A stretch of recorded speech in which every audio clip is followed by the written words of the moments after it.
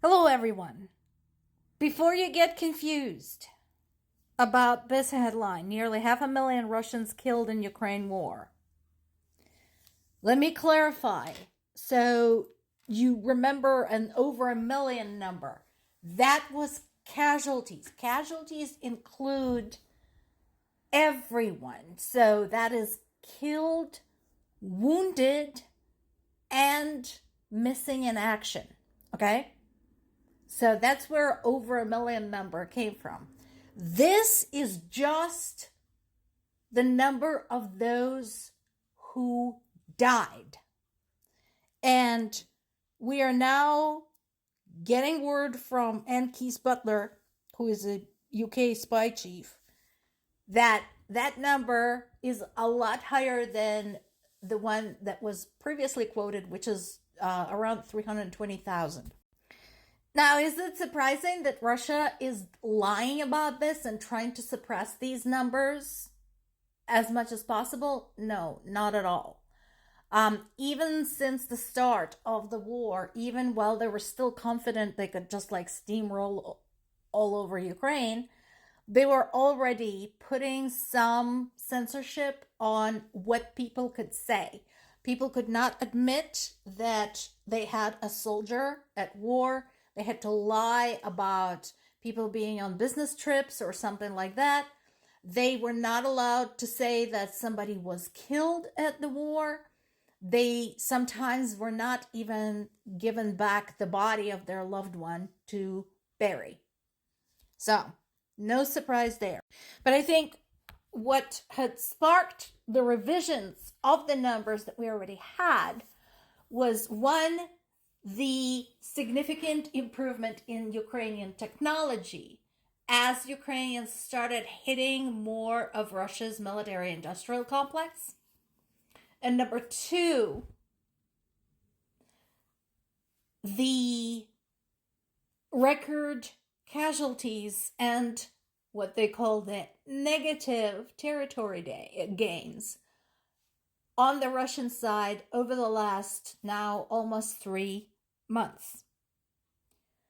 So right now, the estimates are running at about 30,000 a month.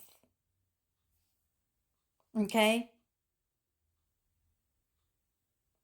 So that is a high casualty rate. Because of those 30,000 a month, half to 2/3 are getting killed. So basically, they're now every month getting more people killed than those who survived and those who are just wounded or missing in action. So that is definitely bad news for Russia. Yeah, they're totally going to deny this. They're going to, accuse people of propaganda. But you know what? I tend to trust British intelligence kind of more than I trust Russian government. And then we have headlines like this one. What?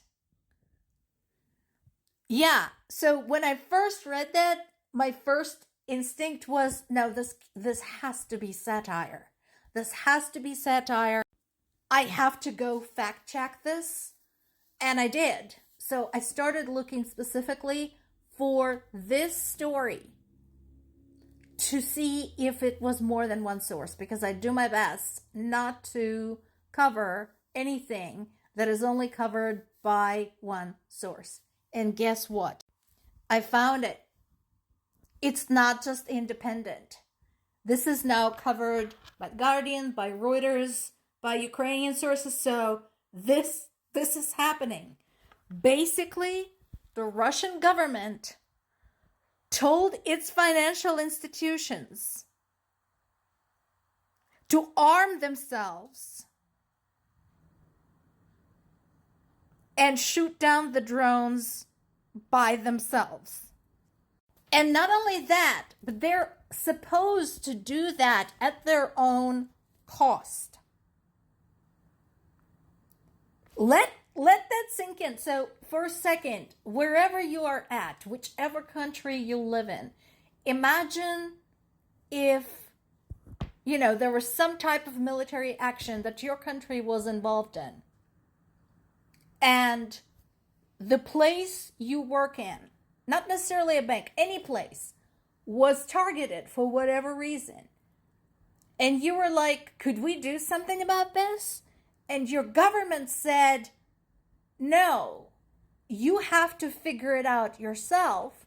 But by the way, it is your responsibility to protect these assets because we need them. So you go buy yourself air defense systems. You figure out how to buy ammo for those air defense systems. You train your personnel how to use that shit. And you basically initiate the required procedures to defend your workplace. Unfreaking believable. And again, what does that tell you about Russian government? What does that tell you? And this is not the first instance of basically Russian government throwing somebody under the bus. Because remember, when we had Ukrainian incursion in Kursk, when Ukrainians started turning the tables on Russia's military bases in the Belgorod region, in the Bryansk region, all of that, and the regional governors and the city mayors started saying, hey, Putin, help us. We're struggling here. And he said it was a local problem. This is basically just an extension of the same thing. There continues to be a pushback by European countries, as well as Japan, South Korea, and others, basically telling Russia that they didn't appreciate the threats to diplomatic institutions and embassies in Kyiv. Just a reminder, this had to do with Russia issuing a warning and telling personnel from embassies from other countries, including the US, to get out of Kyiv so that Russia wouldn't have to be held responsible for endangering and potentially killing foreign diplomats and other staff. And so that is, again, I'm glad they're putting themselves on notice. And I'm also glad that more nations are pushing against the UN hypocrisy, the UN leadership hypocrisy, specifically the Secretary General Guterres, that he dared to reproach Ukraine for defending themselves and for falling for Russia's, scammy story about Ukraine killing civilians in a dormitory. So, but again, Russia doesn't understand words. They were never very good with words, warnings, expressions of serious concern, outrage, etc. Once again, we go back to the fact that people like Putin only understand when there are immediate, drastic, and tangible consequences to themselves personally. Czech Republic is working to arrange large caliber ammunition supplies to Ukraine. Right now, they're set to deliver around 1 million rounds, which is awesome. Again, anything and everything is appreciated. So far, 1.5 million rounds were delivered in 2024 and 1.8 million in 2025. So this is an increase. No surprise there.